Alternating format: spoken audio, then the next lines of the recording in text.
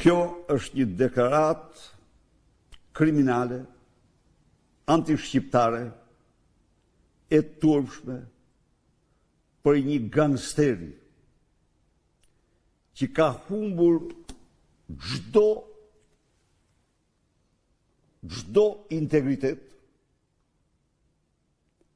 që ka humbur çdo element të ndërgjegjës kombëtare dhe te i kalon,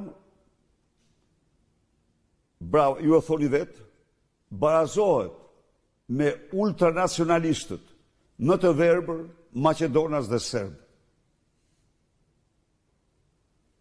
Dorëheqja e tij urgjente është akti i domosdoshëm.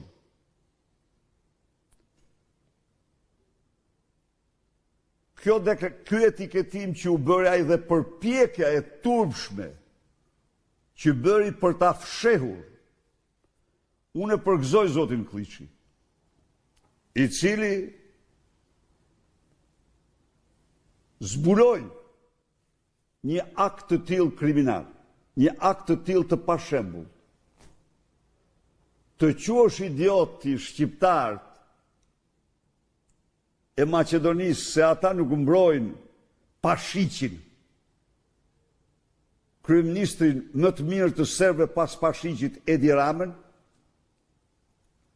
do të thosh që je një tradhtar më i keq se ai. Një gjuhë gangsteri dhe vagabondi, për cilën ai duhet jap me njëherë dorëheqje. Dhe jo të fshihet së shtan. Ja faktoi Belin Klliçi. I nxori dokument, i nxori mesazh të ambasadorit. Shikoni se kush e ka, shikoni çfarë gangsteri është në politikën e jashtme të Shqipërisë, drejton politikën e jashtme. Sigurisht vetëm ai mund të zgjidhej nga Edi Rama, nuk mund zgjidhej kush tjetër. Akti pa shembull, i pa ndigjuar ndonjëherë. I pa ndigjuar. Dhe pse? Sepse së mbrojtën Edi Ramën ata. Po si mund të mbrohet Edi Rama, një tradhtar i kombit? Pse e ti lakej i ti? E dënueshme.